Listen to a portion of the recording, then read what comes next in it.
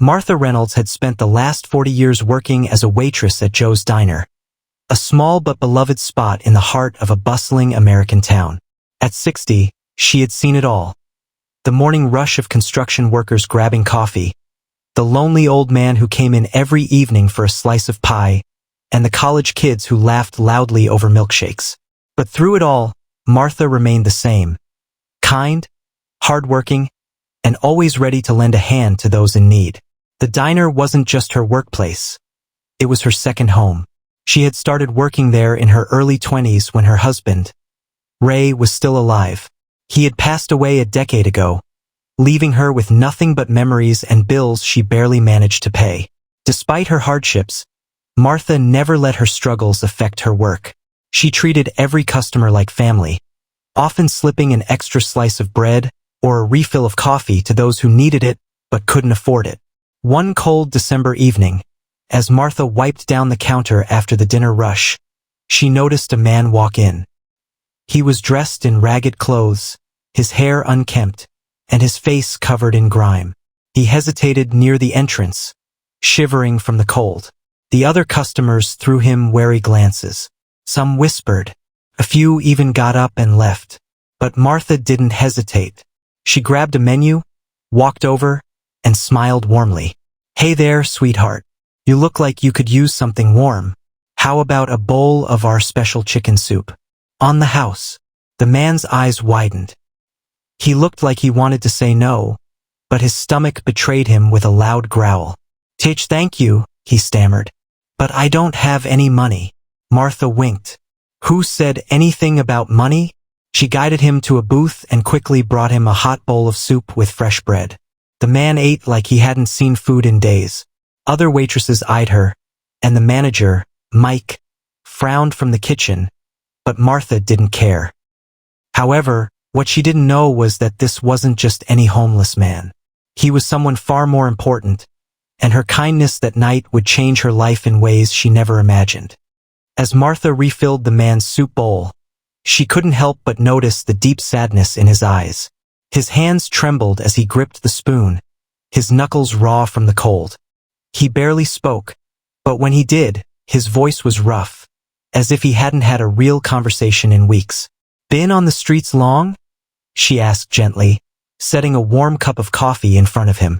The man hesitated, looking down at the steaming liquid before nodding. "Yeah, lost my job, lost my home. Happens fast, you know?" Martha nodded. She had seen it happen before. Good people falling on hard times, slipping through the cracks of a world that often turned a blind eye to suffering. "You ever been to a shelter?" she asked. The man shook his head. "Tried a few, but not for me. Too crowded, too dangerous sometimes." Martha sighed. "Well, you're safe here, at least for tonight."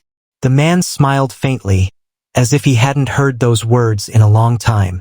But as she turned to grab him a piece of pie, a sharp voice cut through the diner.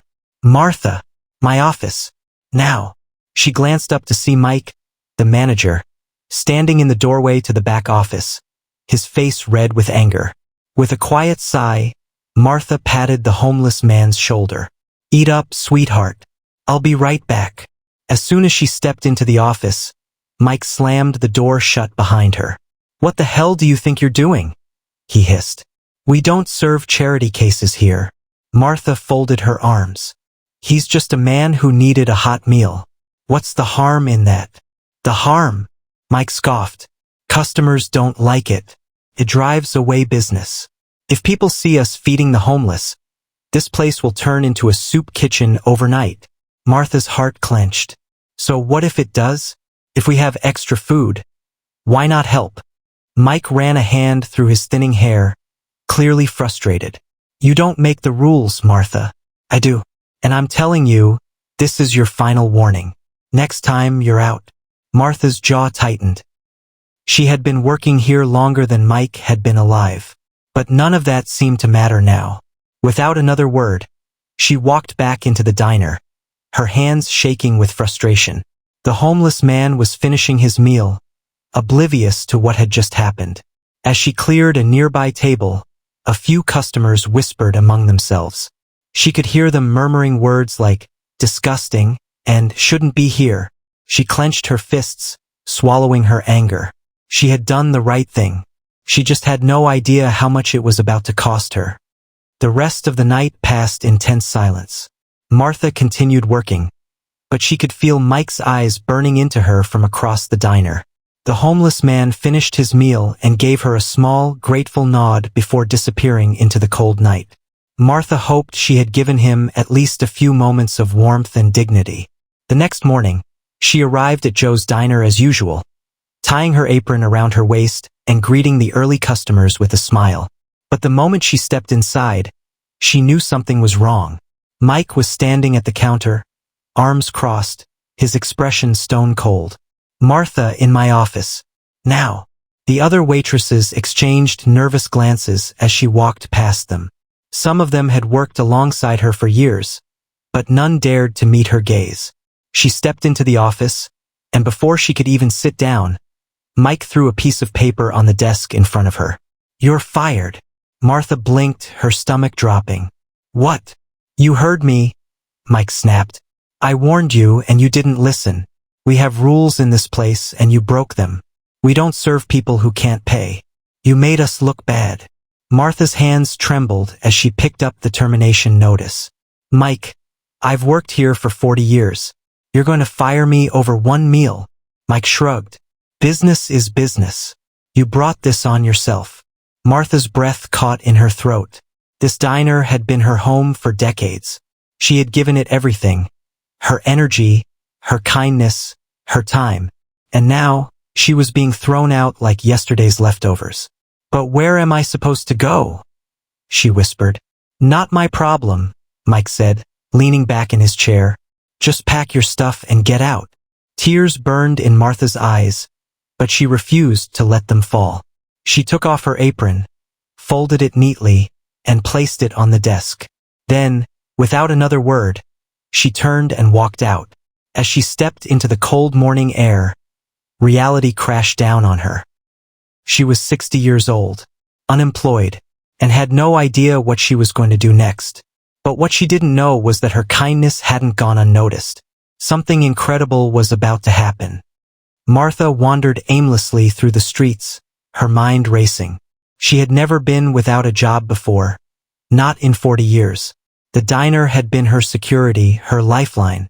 What was she supposed to do now? She pulled her coat tighter around her as the wind picked up. Rent was due in a week. Her savings were barely enough to last her a month. The idea of applying for jobs at her age made her stomach turn. Who would hire a 60-year-old waitress? The streets were busy, full of people rushing to work, wrapped up in their own lives. No one gave her a second glance. She felt invisible.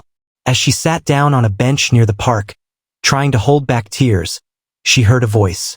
"Excuse me, ma'am?" She looked up to see a well-dressed man standing before her. He had sharp blue eyes and a neatly trimmed beard. He looked familiar, but she couldn't quite place him. "You're the waitress from Joe's diner, aren't you?" he asked, smiling. Martha hesitated. "I was." His smile faltered. "Was?" She sighed. "I got fired yesterday." The man's expression darkened. "Because of me, wasn't it?" Martha's eyes widened. "What do you mean?" The man sat down next to her. I wasn't completely honest with you that night. I'm not really homeless." Martha blinked in confusion. "What are you talking about?" He took a deep breath. "My name is Richard Kensington. I'm the owner of Joe's Diner." Silence stretched between them. Martha felt like the ground had been pulled from under her. "What?" Richard nodded. "I inherited it a few years ago, but I usually leave the day-to-day operations to Mike. Lately, though, I've been hearing complaints about how the place is losing its warmth, how the service has changed. I wanted to see for myself if it was true." "So, you dressed as a homeless man?" Martha asked, still trying to wrap her head around it. "Yes," he admitted. "I wanted to see how my employees would treat someone who had nothing to offer. And you?" He paused, his voice filled with admiration. "You were the only one who showed kindness. The only one who treated me like a human being." Martha was speechless. Richard's expression turned serious. When I found out you got fired because of me, I knew I had to make it right. Martha looked at him warily. And how do you plan to do that? Richard smiled. By giving you what you deserve. Martha stared at Richard in stunned silence. The man she had fed out of kindness wasn't just any stranger. He was the owner of the very diner that had fired her. I don't understand, she said finally. What do you mean by giving me what I deserve? Richard leaned forward, his blue eyes serious. I mean, I want to fix the mistake Mike made. What happened to you was unfair. You spent 40 years building that place into something special, and then you were thrown out for doing the right thing. Martha shook her head. It doesn't matter now. Mike made it clear. I'm not wanted there anymore. Richard's lips pressed into a thin line. Mike doesn't make that call. I do. Martha's breath hitched. I fired him this morning, Richard continued. The moment I found out what he did, I went straight to the diner. I walked in, told him exactly what I thought about his business-first mentality, and let him go on the spot. Martha's eyes widened. You fired Mike? Yes. And now I want you to come back. Martha felt her heart race. But why? Richard chuckled. Because Joe's Diner isn't just a business to me. It's a legacy. My father built it, and it used to be a place where people felt at home. You're the heart of that diner, Martha. You always have been. Tears welled in her eyes. After everything, someone had finally seen her, recognized her worth. But then she hesitated. I don't know, she said softly. I don't want to work under someone who sees people as numbers. And I don't want to be fired the next time I choose kindness over policy. Richard nodded. That's why I don't just want you to come back as a waitress. I want you to run the place. Martha's breath caught in her throat. Run the diner? Richard smiled. Yes, I want you to be the manager. To run it the way it should be run, with heart. The way you've always done. Martha's hands trembled in her lap. She had spent 4 decades serving plates, wiping counters, and making people feel welcome. Never in her life had she imagined being in charge. But I don't know how to run a business, she admitted. Richard chuckled. You don't need to. You already know everything that matters. And I'll be here to help with the rest. Martha felt a lump in her throat. After a lifetime of hard work and being overlooked, someone was finally giving her the chance she never dared to dream of. She swallowed hard, looking up at Richard with hopeful, teary eyes. When do I start? The next morning, Martha stood outside Joe's Diner, staring at the neon sign that had been a part of her life for 4 decades. It felt different now, not just a place where she worked, but a place she was about to lead. Taking a deep breath, she pushed open the door. The familiar scent of coffee and bacon filled the air, and the low hum of customers chatting made her feel at home. But there was a noticeable shift. Her co-workers stood frozen, their eyes wide with shock. She's back? One of the younger waitresses whispered. Before Martha could respond, Richard stepped in behind her, his voice firm but warm. Yes, she's back. And she's the new manager. Gasps rippled through the room. The cooks peered out from the kitchen. The busboys stopped wiping tables. Even the regulars looked up, curiosity shining in their eyes. That's right, Richard continued, addressing the staff. I made a mistake trusting someone who valued profits over people. But Martha? She understands what this diner is really about. If anyone has a problem with that, there's the door. Silence. No one moved. Then slowly a few of them clapped. The young waitress who had whispered earlier, her name was Jenny, stepped forward. Honestly, I was thinking about quitting after what happened to you, Martha. It didn't feel right working here anymore. But if you're in charge, I want to stay. A murmur of agreement spread through the staff. Martha felt her chest tighten with emotion. These people had seen her struggle, and now they were standing with her. She took a deep breath, composing herself. All right, she said, rolling up her sleeves. If I'm running this place, we're going to do things a little differently. Richard leaned against the counter, smirking. I'm listening. Martha turned to the staff. First of all, nobody should be turned away just because they can't pay. If someone needs a meal, We'll have a pay-it-forward board where customers can leave prepaid meal vouchers for those in need. A few employees exchanged glances, but no one objected. Second, Martha continued, we're bringing back the warmth this place used to have. That means greeting customers with a smile, checking in on them, making them feel at home. A diner is more than just food. It's about community. The energy in the room shifted. People nodded. And finally, Martha added, glancing at Richard, if the owner ever decides to disguise himself again, maybe give me a little warning next time? Laughter erupted through the diner. Even Richard chuckled. Martha looked around at the place she had loved for so long. This was her second chance, not just to work, but to make a real difference. She had no idea what the future held, but for the first time in years, she felt something she had almost forgotten. Hope. Martha wasted no time putting her new ideas into action. By the end of the day, a chalkboard was hung near the register with the words, "Pay it forward," written in bold letters.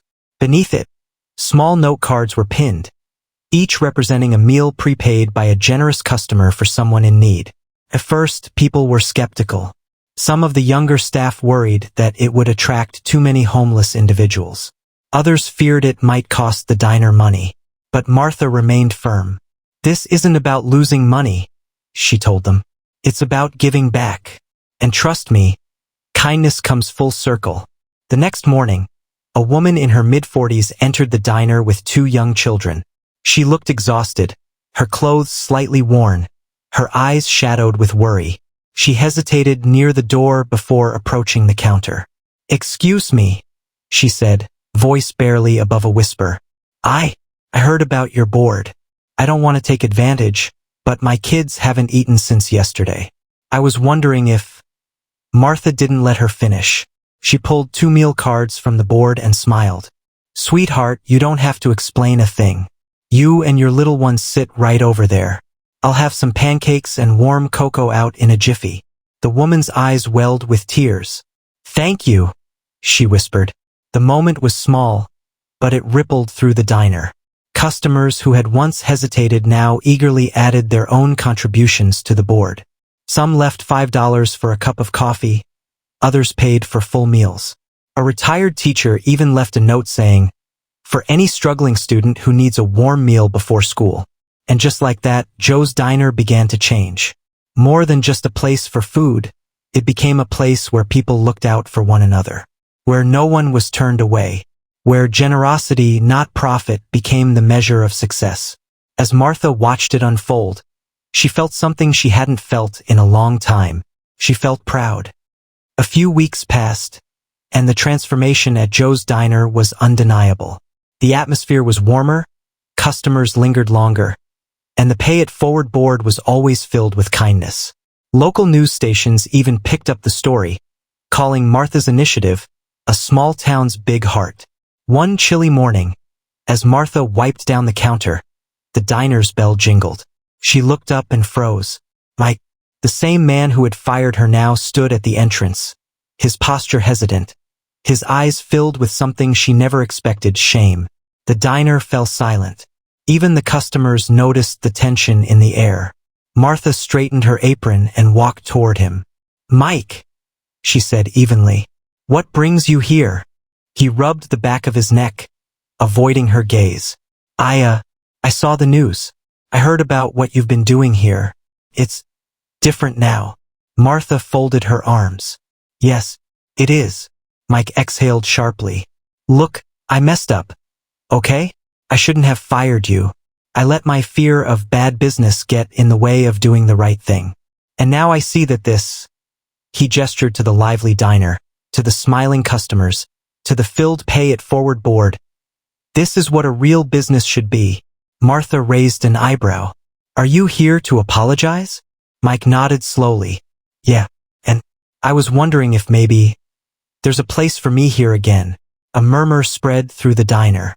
Some of the employees stiffened, remembering how cold and ruthless he had been. Martha studied him carefully. Part of her wanted to turn him away, to make him feel the same rejection she had felt. But another part of her, the part that had always believed in second chances, hesitated. After a long pause, she sighed. Mike, I don't know if I can trust you yet.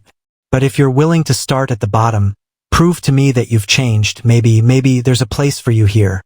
Mike swallowed hard. I'll do whatever it takes. Martha nodded.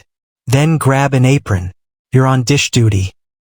A ripple of surprise ran through the staff, but Martha simply smiled and turned back toward the counter. Kindness had brought her back.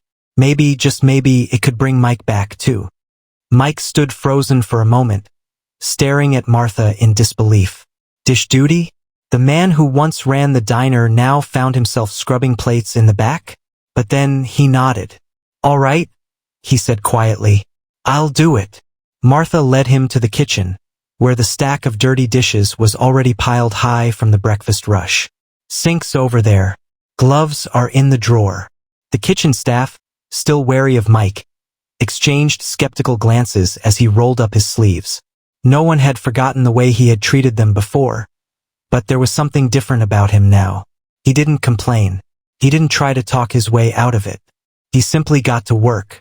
For hours, Mike scrubbed, rinsed, and stacked plates.